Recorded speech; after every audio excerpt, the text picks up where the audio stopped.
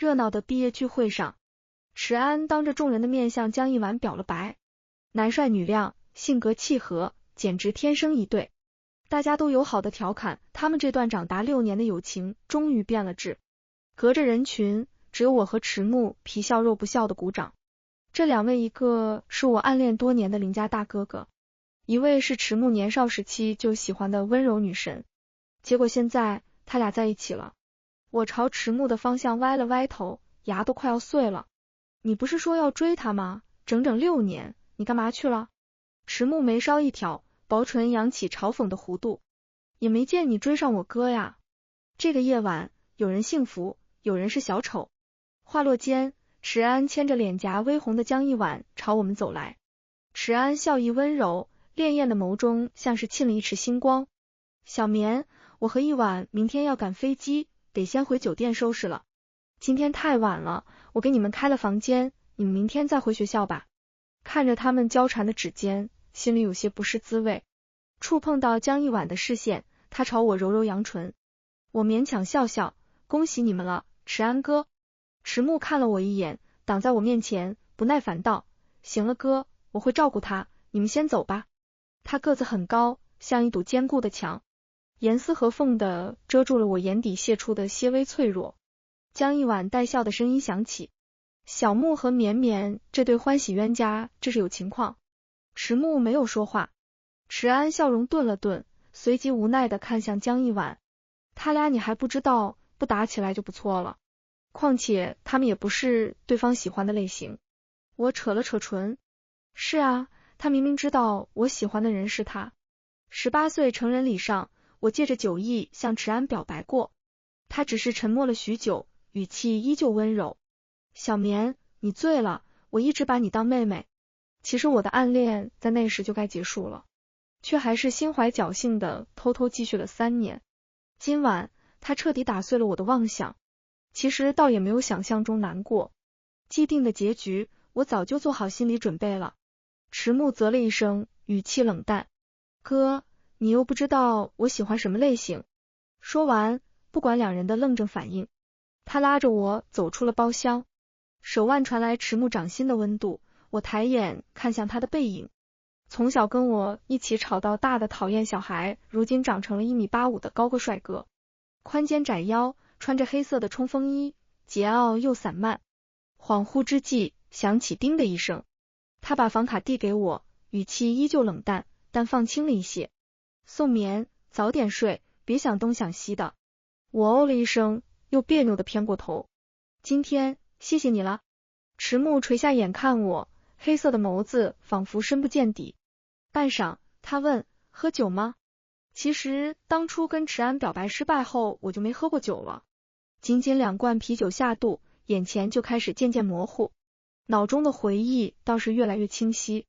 我想起情窦初开那年，我喜欢上了跟迟暮完全不同的迟安。虽然是亲兄弟，但他们却像2个极端，一个温柔如春风化雨，一个桀骜淡漠像冰山与火山的结合。那个年纪正是对同龄男生嗤之以鼻的时候。迟暮一天天身后跟着一群小弟当校霸，我见了就烦。迟安却不同，他情绪稳定，成绩优异，长相更是万里挑一，仿佛集聚了人类一切美好的品质。也许是滤镜作祟，他在我眼里完美的不像话。迟安比我们大1届，他经常在放学后辅导我和迟暮的功课。他对我很好，会记住我喜欢的口味，给我买校门口的糖葫芦。迟暮经常阴阳怪气的说我才是他亲妹妹，迟安也不反驳，依旧笑盈盈的说，我确实想要个妹妹来着。我们3个一起长大，是公认的铁三角。直到江一婉转学过来，一切都变了。迟安一贯带笑的脸上开始出现其他的情绪。喂，醒着吗？迟暮伸手在我眼前晃了晃，我僵硬的转过头，看到迟暮的脸时晃了晃神。其实他和迟安长得很像，尤其是眼睛，都是自带风情的丹凤眼。只是迟安柔和无害，迟暮锐利张扬。鬼使神差般，我胆大包天的摸上了他的脸，指尖从眉毛滑到唇角，迟暮僵在原地，喉结滑动。宋眠，你干什么？嗓音瞬间低沉。醉酒后，迟暮自带柔光特效，卡壳的大脑藏不住我心底最真实的想法。我的视线停留在他的嘴唇上，你看上去很好亲。迟暮没说话，我却感觉空气越来越热。半晌，他有些粗暴地攥住我的手，声音发哑。宋眠。我是谁？我老实回答。迟暮。手腕上的力道加重。迟暮深深地盯了我一会儿，突然笑出了声。那行。我皱眉，行什么？他缓缓凑过来，唇角扬起一抹弧度。让你亲，你敢吗？我只觉得他在挑衅我。酒壮怂人胆，我狠狠闭眼贴上他的唇，比想象中还软，没忍住舔了舔。下一秒，迟暮压住我的后颈，不许我退开分毫，疯了般的攻城略地。两个呼吸错乱的人，心跳也乱了频率。我是被浴室的水声吵醒的，烦躁的翻了个身。过了几秒，我猛地睁开眼，昨晚的回忆潮水般向我涌来。亲着亲着，我食髓知味，自然而然的伸手探进了迟暮的衣摆。完美的腹肌线条让我忍不住赞叹。迟暮面无表情的拍掉我的手，这是另外的价钱。我将他扑倒在床，边作边含糊道，我有钱。膝盖不知道顶到了什么，他闷哼一声，抱着我调转位置，嗓音带着克制隐忍的沙哑。宋眠，你最好记得你说的话。我欲哭无泪，以前怎么没发现我这么色胆包天？扶着酸胀的腰肢，我蹑手蹑脚的穿衣服，生怕被迟暮发现。就在我走到门边的时候，浴室门唰的打开了，四目相对，迟暮面无表情的抱臂看我，他下半身围着浴巾，上半身锁骨处布满了密密麻麻的红痕，漂亮的腹肌与浴巾的交界处还有几条引人遐想的抓痕，水滴滑落，暧昧无比。我忍不住咽了咽口水。你听我说，迟暮似笑非笑的打断我，喜怒难辨。你该不会说你忘了吧？他朝我走近，身后是门板，避无可避。宋眠，毁了我的清白就想跑，以前没发现你这么渣呀。我心中腹诽，怎么说的好像就只有他吃亏了似的。垂下的视线又扫过他弧度饱满的胸肌，呼吸不自觉加重了一些。昨晚的滋味确实不错。迟暮气笑了，别光看，说话。电光石火间，我灵光一闪，立马抬眼看他，竖起一根食指。我有个主意。我露出了迷之微笑。你听说过共轭替身吗？迟暮跟他哥长得有8分像。巧的是，我跟江一婉也有几分神似。高中时期，不少人以为我们是姐妹。我继续兴奋地说，我们可以互为替身，共赴美好生活。迟暮露出了难以理解的表情，仿佛在看外星人。他深深吸了一口气，压着火。宋眠，你是不是脑子有病？说完，他没再跟我说一句话，换上衣服径直离开。摔门的动作没有技巧，全是情绪。我缓缓吐出一口气，心想我还怪机智的。3分钟后，门铃声响起，刚一打开就被来人扯入怀中，关上，反锁，将我抵在门板上，一气呵成。我错愕的抬眼看着迟暮积蓄着风暴的双眸，他双手捧住我的脸亲了上来。情迷间，清冷又沙哑的声音贴着我的耳廓响起，再来一次。我们背着所有人开启了偷偷摸摸的替身生活。中午下课后，室友夏蝉伸了个懒腰，绵绵，一起去食堂吃饭吗？我站起身，不聊，我回公寓。夏蝉有些疑惑，你最近怎么总回公寓？不是说住宿舍方便吗？我心虚的一笑，家里养了只小狗，要回去照顾它。哦，那行吧。一回到家，我就闻到了饭菜香。我飞进厨房，抱住小狗的细腰，吸了吸它身上令人安心的柑橘味。迟暮喉结滚动，冷淡道，洗手吃饭。饭后，我又哄他去给我做绿豆汤。迟暮刚洗完碗拖完地，瘫在沙发上不想动。我给你点外卖行了吧。我钻进他怀里，伸出手指在他胸口上画圈。矫揉造作，不要，人家要喝你亲手做的，记得放进冰箱冷藏一会儿哦。他深吸了一口气，边系围裙边冷笑，你只是他的替身，有什么资格提要求？我偏要给你喝热的。哇，好霸道。下午没课，我准备回房补觉。迟木将我从床上薅起来，陪我打游戏。不要。迟木悠悠道，可是一婉姐会陪我打。当年迟木放学溜到网吧打游戏，差点被突击的教导主任抓住，是江一婉支开了教导主任，他们开始一起打游戏，关系也随之拉近。迟木就是这个时候喜欢上他的吧，心里莫名起了一团无名火。好，这么玩是吧？我一个鲤鱼打挺起身，咬牙切齿的冲出门。行，绝对陪你打到爽。没注意到身后的某人唇角上扬，俨然一副愉悦的模样。一整天，我们就像跟彼此杠上了一样。迟木，连跪5把，真有你的。我冷笑，迟安哥可不会这么嘲讽我。他反唇相讥，一婉姐也不会这么暴躁。这种状况一直持续到了晚上。他在床上力大如牛时，我一巴掌扇过去，温柔点，你都不像他了。迟木脸色一沉，随即动作更加疯狂。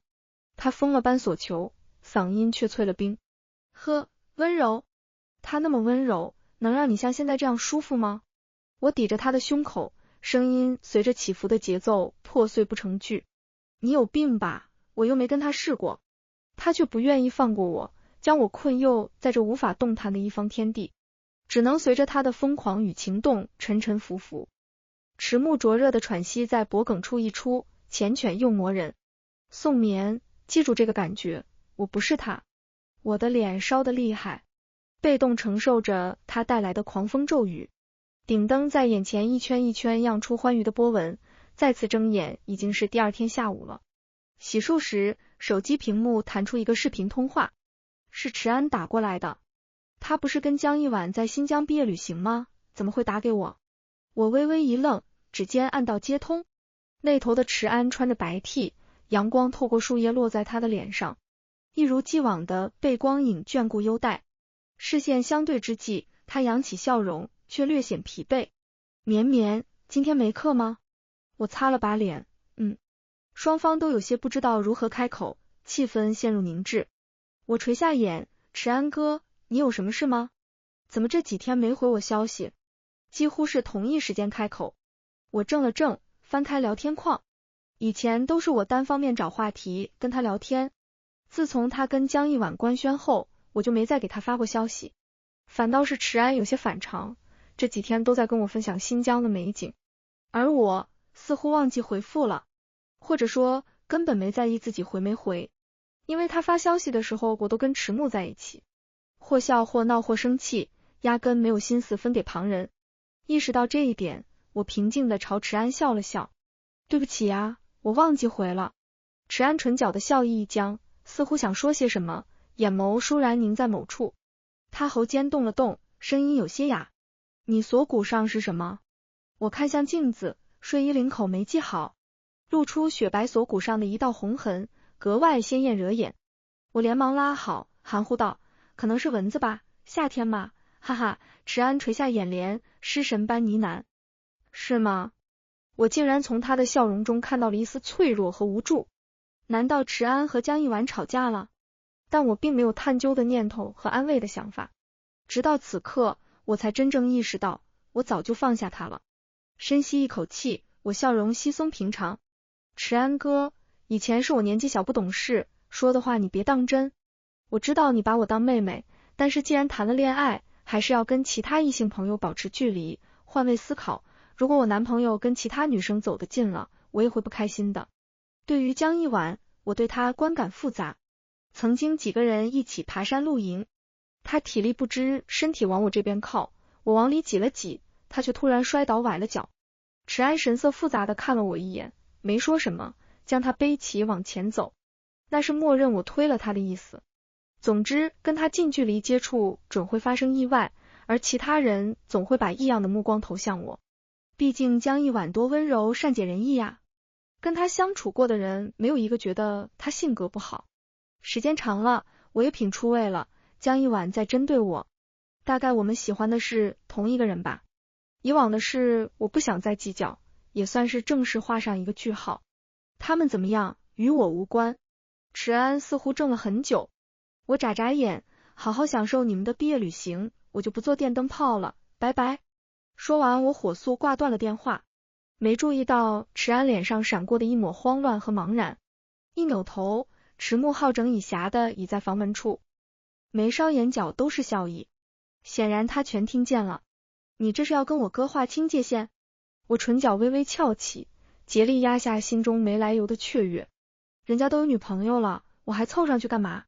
再说了，共恶替身也要有合约精神。我眯了眯眼睛，意味深长的看着他。池木，我怎么不记得还有什么合约？我拿出准备好的替身守则晃了晃。现在有了。第一条，不允许在双方面前提到正主。第二条，合约期间不允许跟其他异性有过界行为，包括正主。我将这张守则纸贴在冰箱上，警告般的看向池木，违反任意一条，合约自动作废。池木眉梢一挑，笃定的看着我。所以你昨天这么生气，是因为我提到江一晚了？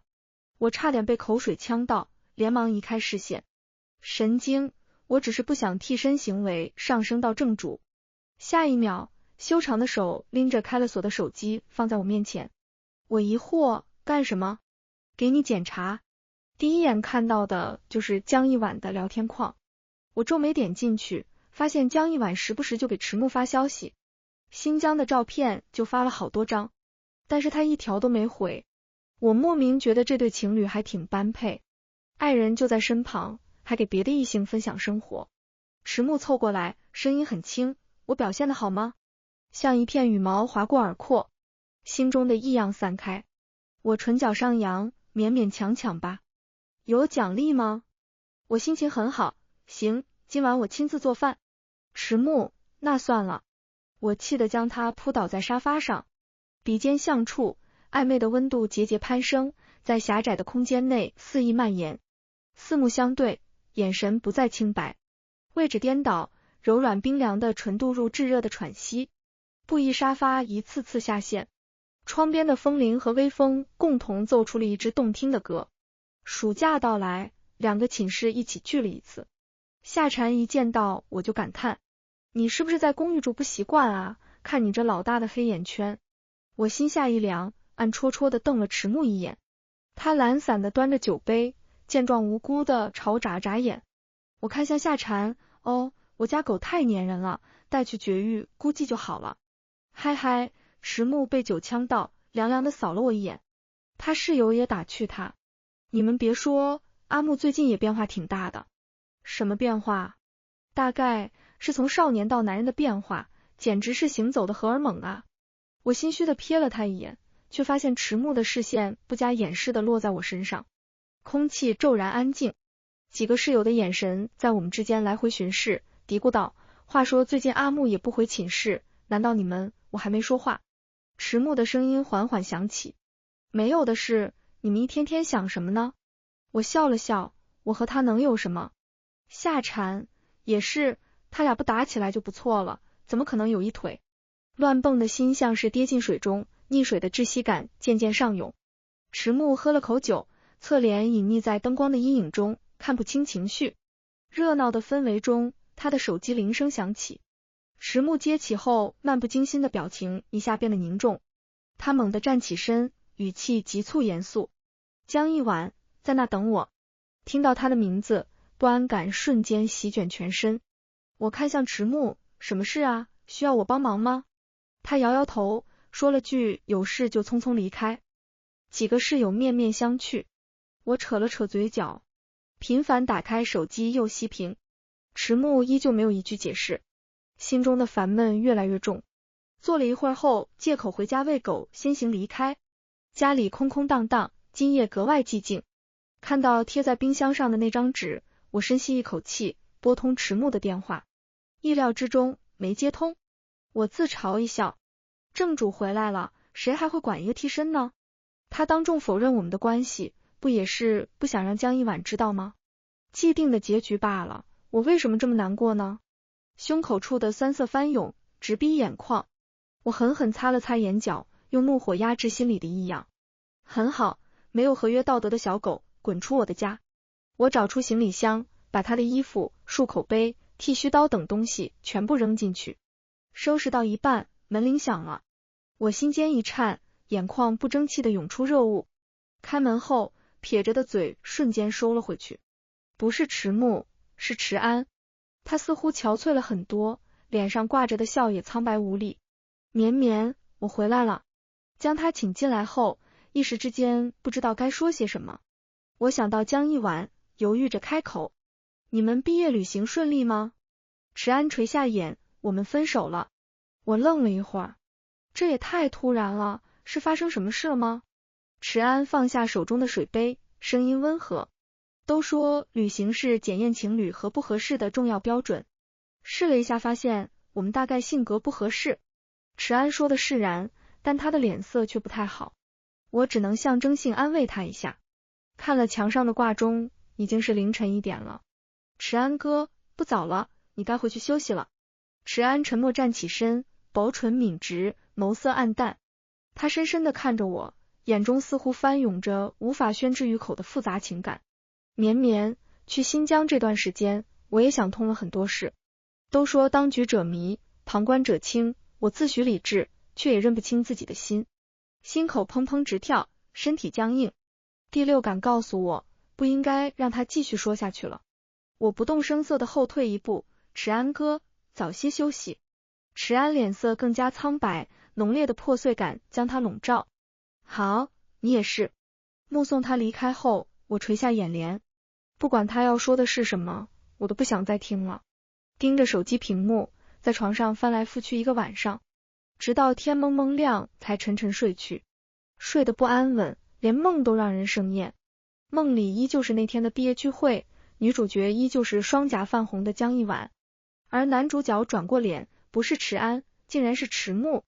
他深情款款地看着江一晚。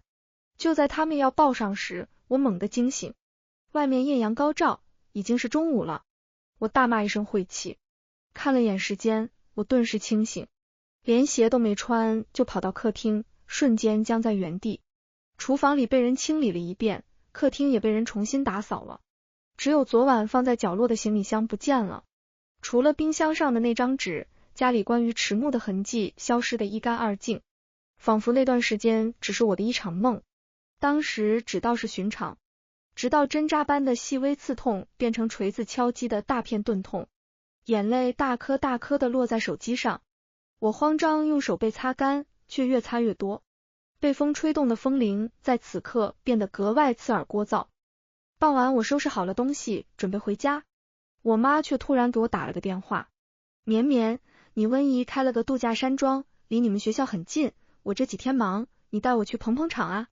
小安和小木我也叫上了，你们一起去有个伴。温姨是我妈和迟母的好朋友，这么多年一直往来密切。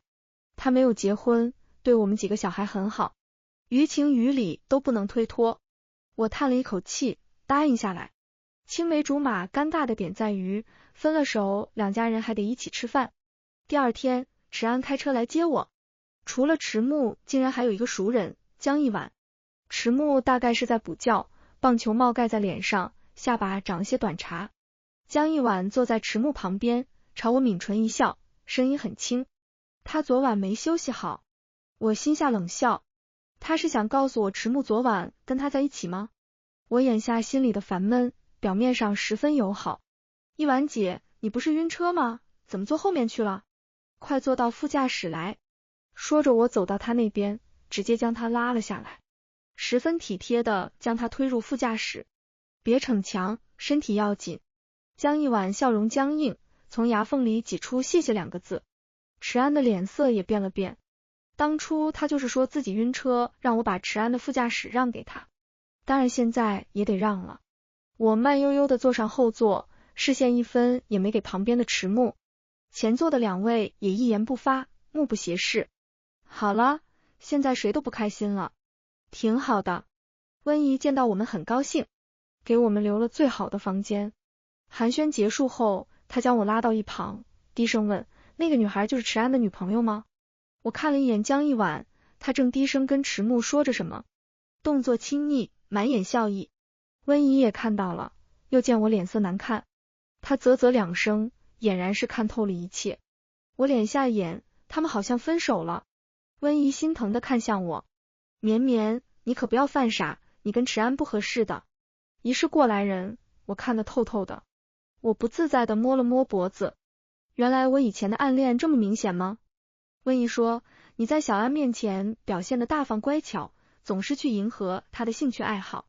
当初我们一起去听钢琴演奏会，你还特意穿了高跟鞋，连站都站不稳，也是为了他吧？那天小木跑出去买了双平底鞋让我给你，还让我保密。真正喜欢你的人是不需要你去迎合的，他只会担心你会不会舒服。我猛地扭过头，正好跟迟木对上视线。他戴着棒球帽，碎发散在额前，眸光幽邃暗淡。那天我穿着白色长裙和米白色高跟鞋，一举一动都按照淑女的标准来要求自己。因为池安喜欢安静温柔的女孩，他那天的视线果然在我身上停留了很久，夸我漂亮。我很开心，刻意忽略了脚后跟的刺痛感。演奏会结束后，温怡察觉我脚后跟被磨破了，让我换上了那双平底鞋。这种场合大家都盛装出席，只有迟木依旧是一身随意的卫衣和工装裤。他还嘲讽我，现在知道疼了。换上平底鞋的我健步如飞，跟他打闹闹一路。温怡感叹道，当局者迷，旁观者清啊。按照我们那一辈的说法，在一起相处自在的才是正缘。我愣在原地，他展开笑容，拍了拍我的肩膀。看样子小木也不完全是单相思，有误会就要解开，不要因为一时的嘴硬错过彼此。去吧。我转过头，迟木和江一丸已经离开了。池安站在原地朝我招了招手，心中思绪翻涌，脑子里乱七八糟，沉默的并肩走了一段路。池安突然说，那边好像有个小提琴家在表演，要不要去看？我记得你学过小提琴，应该会喜欢吧。我抬眼，前面很多人围成一圈，悠扬的乐声传来，仿佛置身演奏会现场。我停下脚步，突然觉得有些疲惫。池安哥，其实我不喜欢小提琴，当初是你说欣赏会拉小提琴的女生，我才去学的。当初喜欢她到什么程度呢？仅仅是听到她跟同学说比起钢琴更喜欢小提琴，那个同学打趣她以后是不是要找一个会拉小提琴的女朋友。他笑着说，这个择偶标准不错。说者无意，听者有心。就因为这句戏言，我就找了小提琴老师，开始驯服僵硬的手指。我讨厌一切枯燥的东西，却硬生生练到了小提琴8级。池安表情空白一瞬，随后竟有一丝欣喜和期待。他喉间微动，那你想玩什么？我陪你。我的视线落在山下树林中的一对背影上，顿时没了任何游玩的兴致。我朝池安笑笑，我喜欢赛车、蹦极、跳伞这种刺激的活动，你应该不会感兴趣。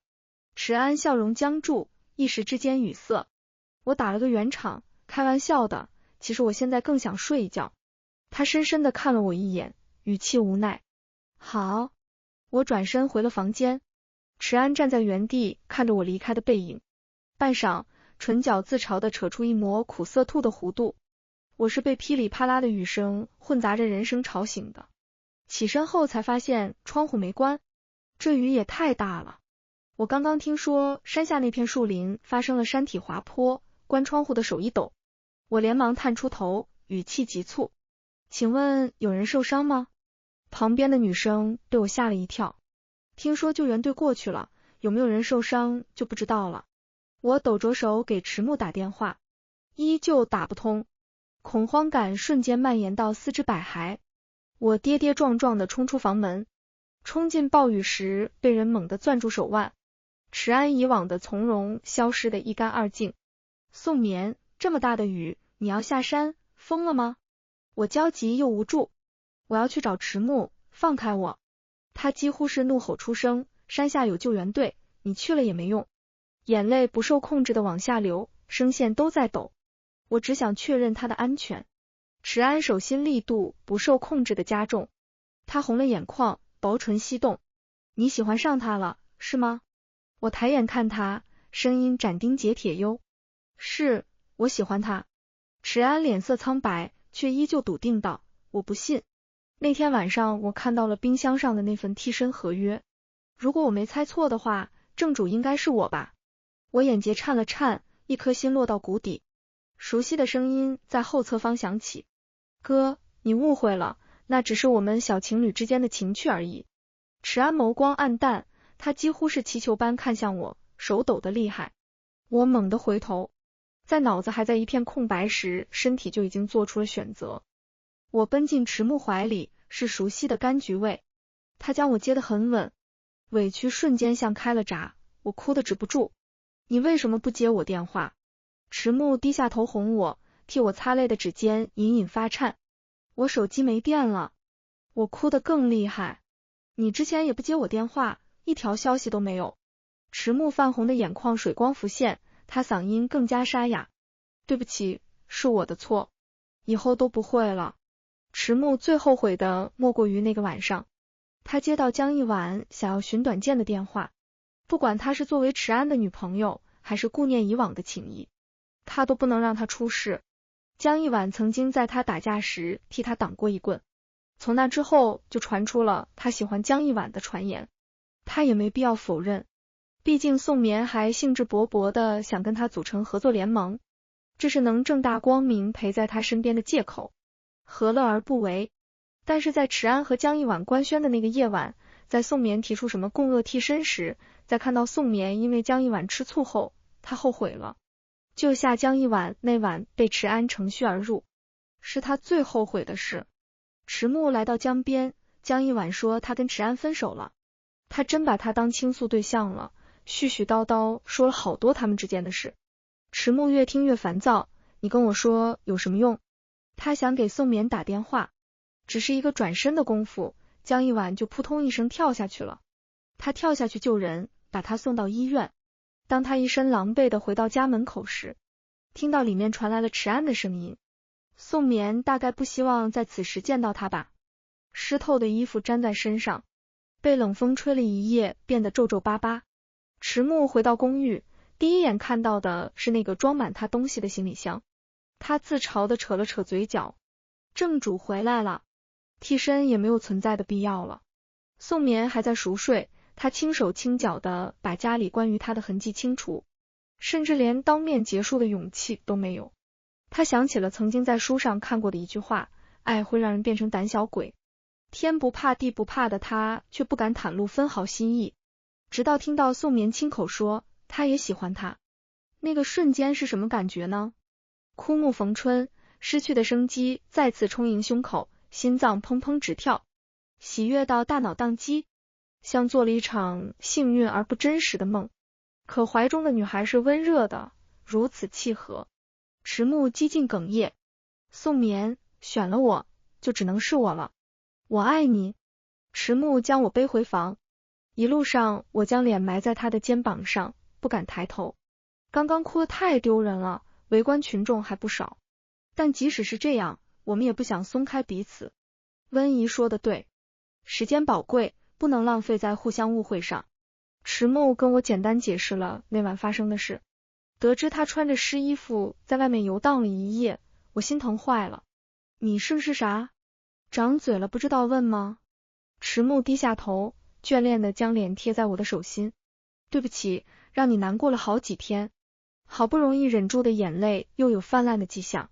人总是这样，一个人的时候仿佛能扛起整个地球，可一旦有人哄了，一小点委屈都受不了。我这次没有逞强，大方地承认了。对，我很难过，再大的恩情这次也还完了，你以后不准再去见他。池木轻笑出声。好，我都听你的。那么我可以替身转正了吗？我忍不住扬唇。勉强吧，好好表现，男朋友。温姨知道我们在一起后，高兴的给好几桌客人免了单，倒是一直没看到池安和江一晚。一问才知道雨停过后他们就离开了。山体滑坡并不严重，也没有人员受伤。那片树林里有专门的巡逻员，有暴雨征兆时就及时疏散了人群，所以池木和江一晚很早就回来了。池木是江一晚让我带他过来的，他说想挽回池安。我点点头，那现在估计已经成功了吧？某人睨了我一眼，语气泛酸。宋眠，你该不会后悔了吧？后悔也晚了，你敢甩了我，我就跟阿姨说你始乱终弃。我刚想讽刺他，又想到他这是没有安全感的表现，心里塌陷了一角。迟暮，我大概不是非要撞南墙的那种人，因为在不知尽头的旅途中，我连追逐的是什么都忘了，只记住了在身侧陪我的那个人。我捧住迟暮愣怔的脸，轻轻吻了上去。现在才明白，我早就喜欢上你了。几天后，夏蝉突然给我发了一条校园墙链接，一张捕风捉影的照片，从拍摄的角度看上去像是两人在拥抱，主角正是我和迟安。不少人都知道毕业聚会上迟安和江一婉在一起了，底下的评论都说我插足他们。我冷笑一声，用脚趾想也知道这是谁发的。江一婉倒是聪明，知道毕业了舆论风向对他没影响，还能给我惹一身腥。我拒绝了迟暮的帮忙，直接给迟安打了个电话。这件事不该由我来处理。电话接通后，我能听出他声音中的惊喜。绵绵，我打断他，校园墙的事你看到了吗？我不管你和江一婉之间发生了什么，请不要牵扯到我，麻烦你让他立马出来澄清道歉，否则我回击的话就不是道歉这么简单了。迟安那头沉默了一会儿，语气艰涩。绵绵，我们已经生分到这种程度了吗？我顿了顿，反问他，这不是你期望的吗？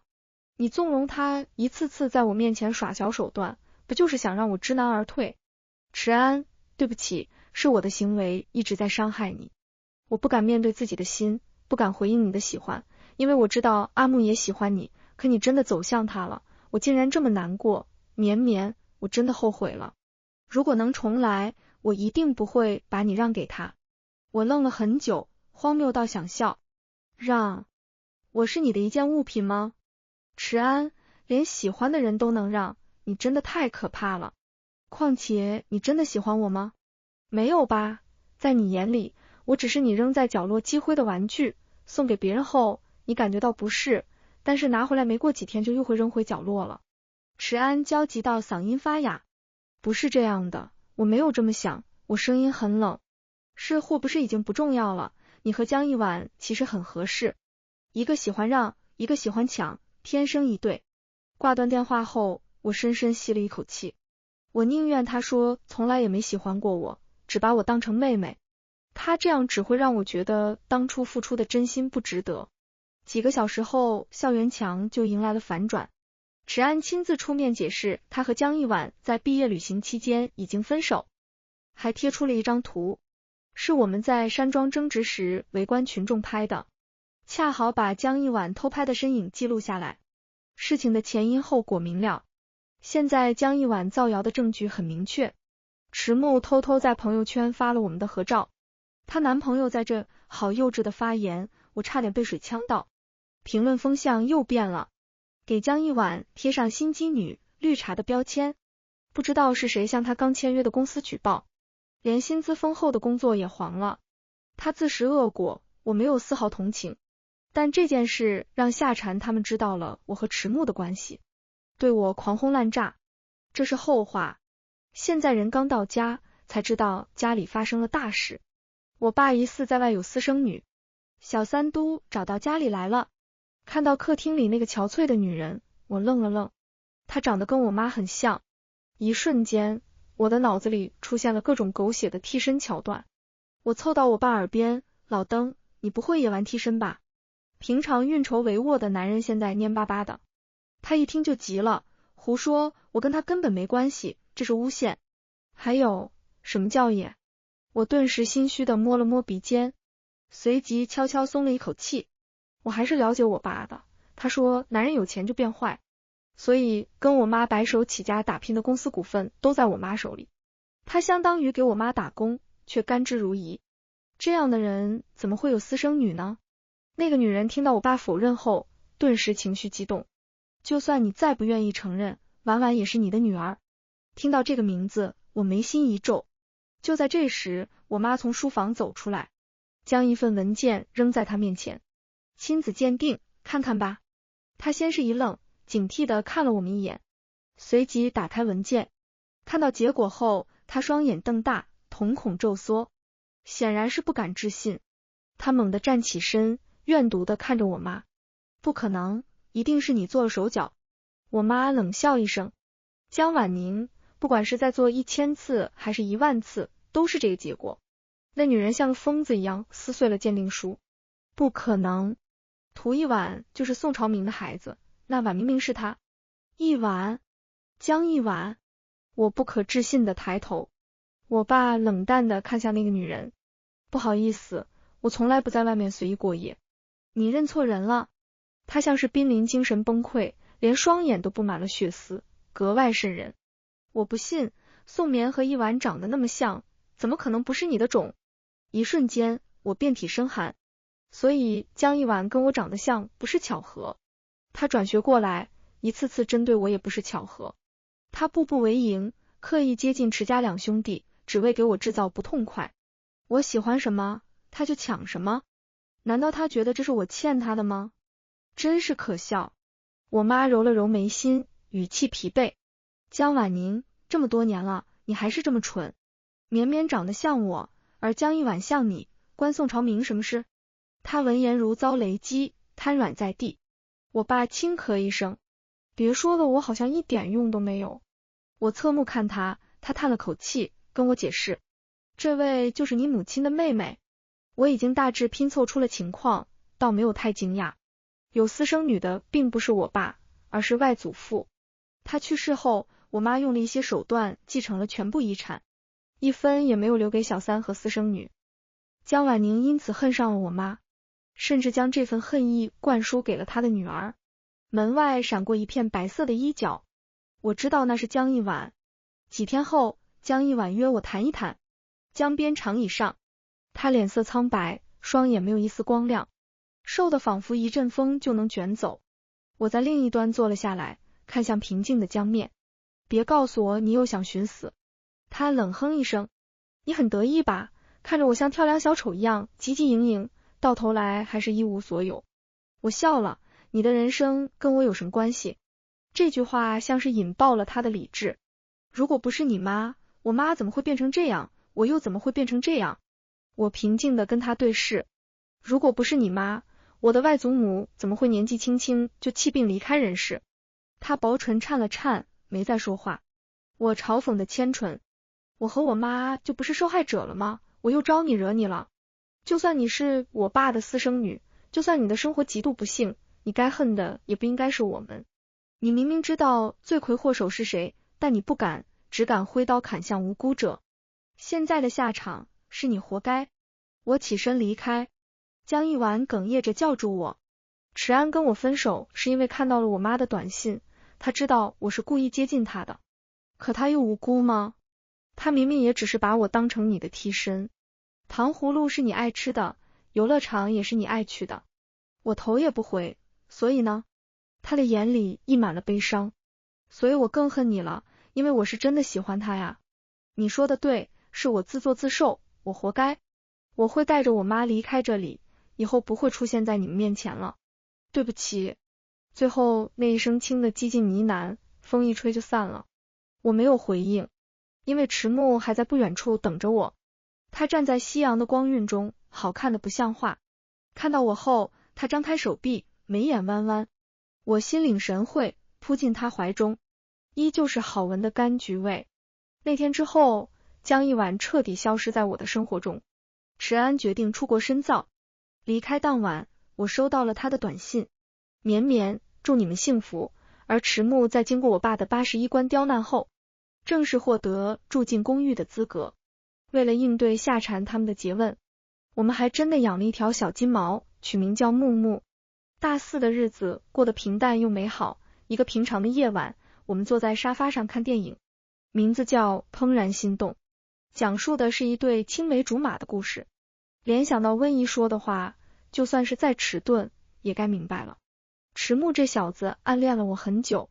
我将他压倒在沙发上，质问，你从什么时候开始喜欢我的？小学、初中还是高中？迟暮双手交叠在脑后，声音恢复一贯的懒散。不知道。怎么会不知道？他眉眼柔和，眼中溢出的笑意无处躲藏。小学的时候想跟你玩，初中的时候不想让你跟别人玩，高中为了不让别的男生接近你，总是等你一起走。等反应过来时，落在你身上的目光早就移不开了，看到你爱吃的东西会想买给你，看到你喜欢的玩偶会想送给你，就连你随口赞叹的野花也想跟你分享。有句诗叫情不知所起，一往而深。不知道从什么时候开始，目光所及皆是你，但他不会说出来，否则他又要吐槽他尽说些酸了吧唧的情话。托他明白，爱不能靠说，要靠做。迟暮将感动的眼眶泛红的宋棉打横抱起，惹来他的一声惊呼。木木在这呢。迟暮嗓音低哑，带着诱哄的意味。我们回房。半晌，木木跑到了沙发上，仿佛和电视里的单身狗产生了共鸣一般，发出一声哀怨的汪。